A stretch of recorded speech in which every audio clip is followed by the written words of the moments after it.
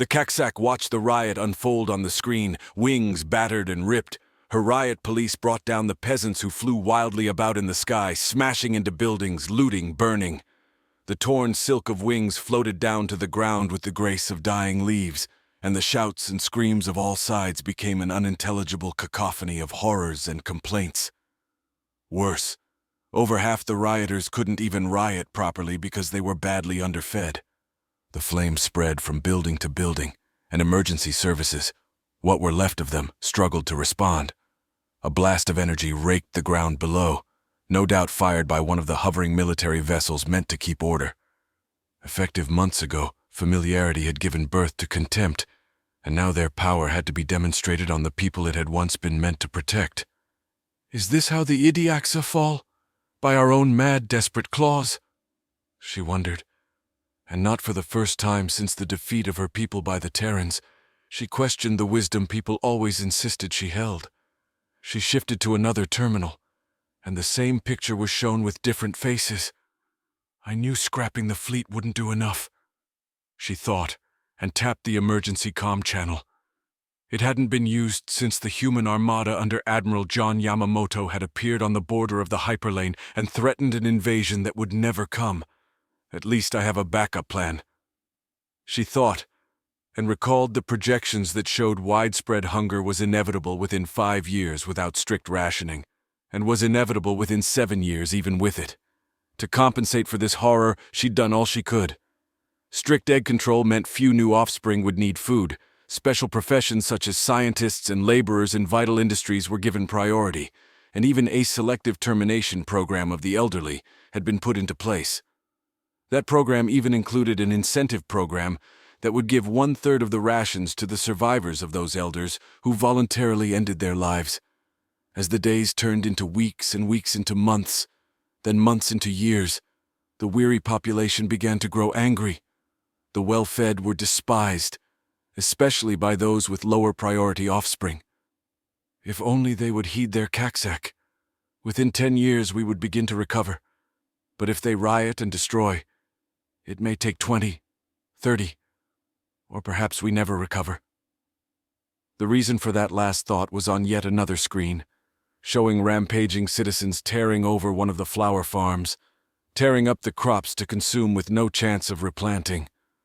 Such selfish actions would provide immediate relief, but everyone responsible was almost certainly going to die. The military police who caught up with the civilian vehicles carrying raiders began firing, and it wasn't long before fires began to spread, and gunfire was returned against the military. The farm was going to die in fire, and all the supplies that it would have provided would either be consumed in one go, or they would be outright destroyed. I have no choice. I cannot risk the destruction of our people, she thought. And as the system-wide communication network finished readying itself, she spoke. Her face appeared on every channel. Her words went out over every audio network and line, both public and private, every handcom and every station, all at once. I, your Kaksak for the whole of my life, address you, my people, all of you, and tell you that I have heard your cries. I tell you truly, one and all, that I undertook only what was necessary to protect the whole and keep us independent. But I see I overestimated what you could endure. This is no fault of your own sometimes. Anyone can be asked to bear too much.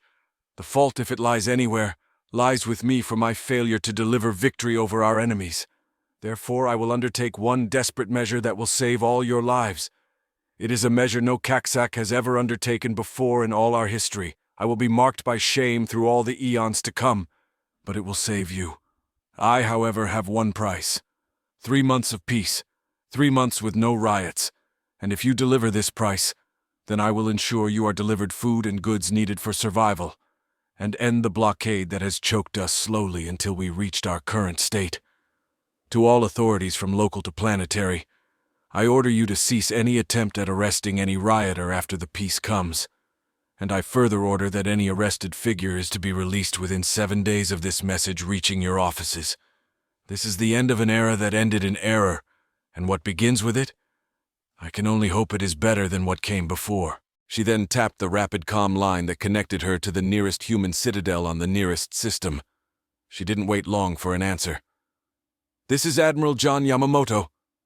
The human's face was on screen an instant later. "I will make this brief," the Kaksak said. "My people are dying. The Idiaxa are dying. I wish to save my species." "And?" the Admiral said in a deadpan voice. "Why are you telling me that?" "We are beaten, human. Did I not admit it? Must you humiliate us further?" she asked, and the human shifted a little. It was a rare movement from the stony figure, and one she intended to capitalize upon. In her study of the people who surrounded her own, it seemed they had particular codes of behavior, and the humiliation of a defeated figure was counted as a shameful act.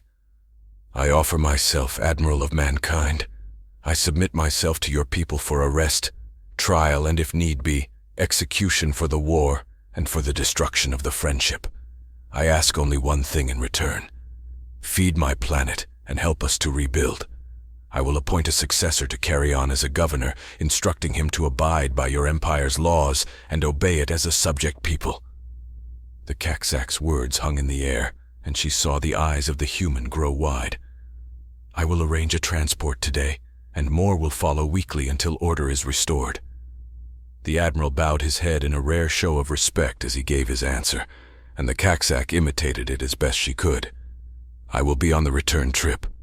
Do with me as you will afterward," she said, and cut the transmission so she could summon Admiral Shaya and appoint him as the new Kaksak and military governor. She glanced at the screen. The riots were slowing and dying, and all that remained for her was to wait. In the aftermath of her offer to the humans, the rising empire of man felt a shockwave of differing emotions. Some danced with glee, celebrating in the streets that the once feared butchers were now broken down to their souls. Others took a more measured approach and began considering how to take advantage of the situation. But the government's response was to abide by the promise of Admiral Yamamoto, arranging convoys of food, medicine, and other vital supplies to the broken worlds of their former enemies. One widespread sentiment was an unexpected rush of positive emotion. A politician who trades their life for their people. Maybe they're not all bad. Maybe it really was just a fear-driven overreaction. Sentiments of that sort were more common than one might have expected. And within a 3-month time, the former ruler of the defeated Idiaxa Empire was brought to Earth, convicted, and sentenced to life imprisonment.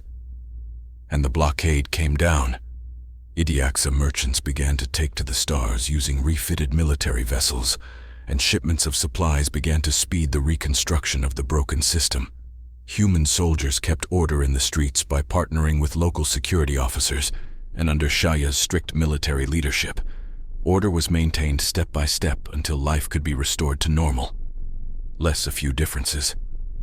There were no shipyards capable of building military vessels in the Idiaxa system, and military forces were restricted to 1 soldier for every 10,000 civilians.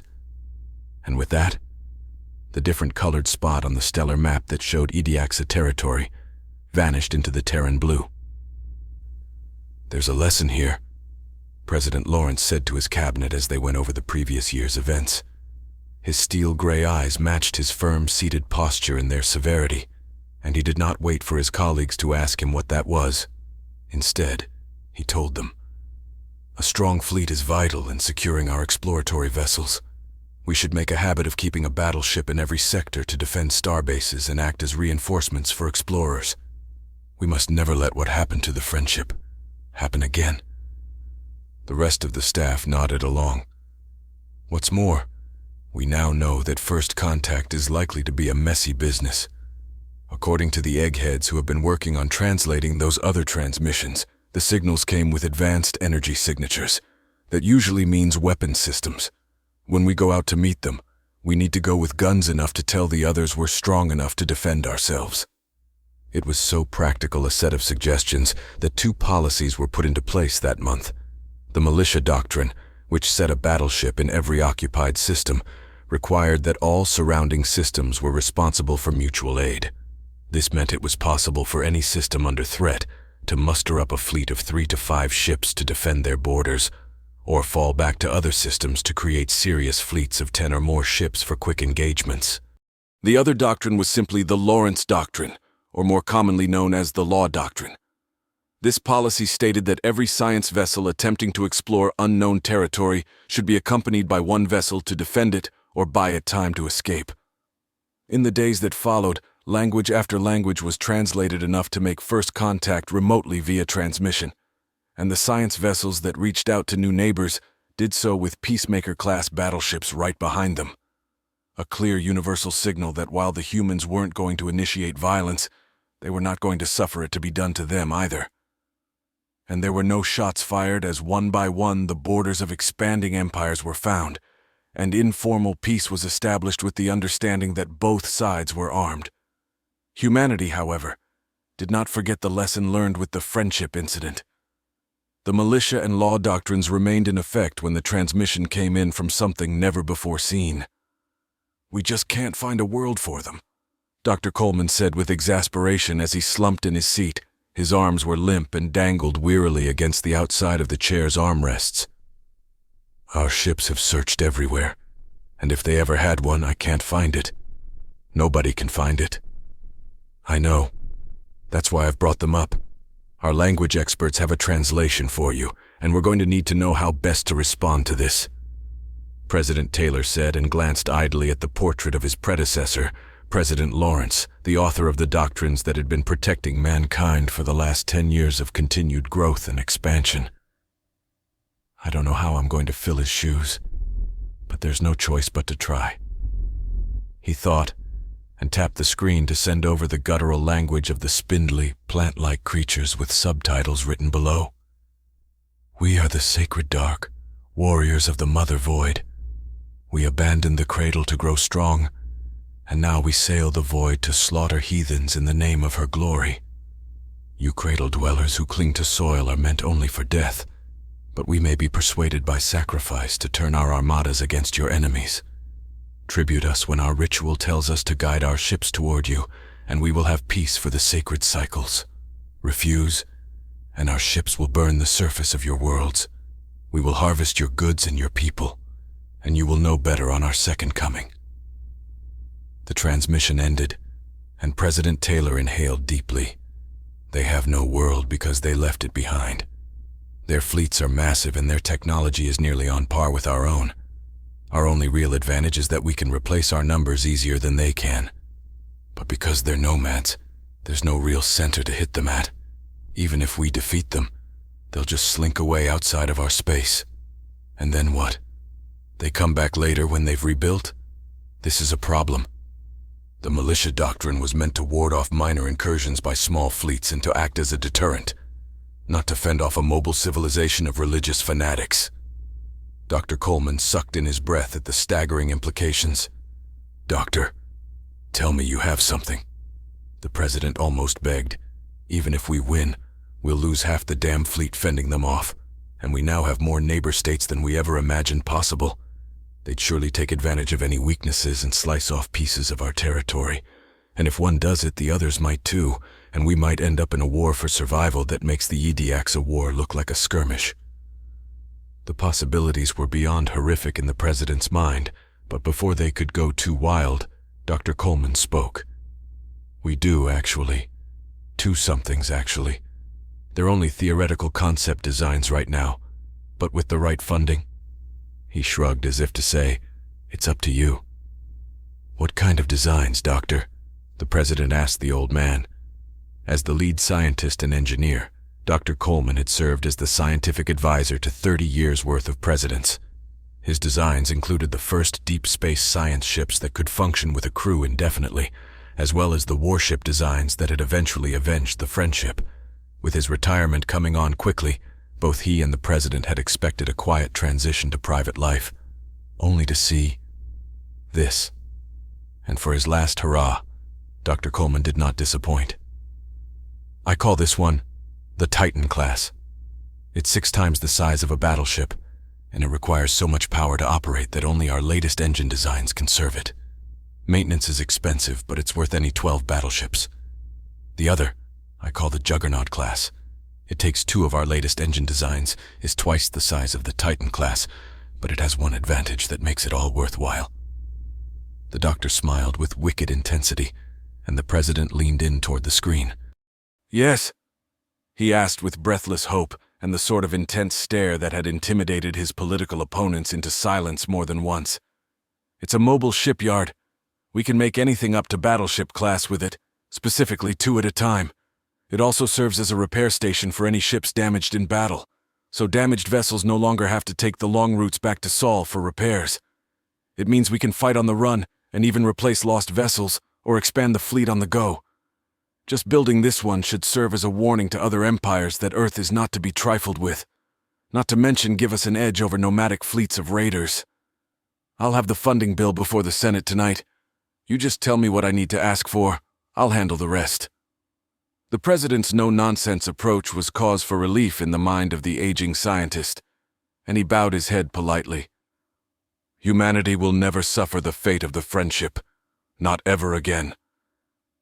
The doctor said with quiet reverence, and closed his eyes as he recalled the faces and names of those he knew, whose tattered and scorched flesh still drifted endlessly through space. We will make sure of it, the president said, and signed off to prepare for whatever tomorrow brought.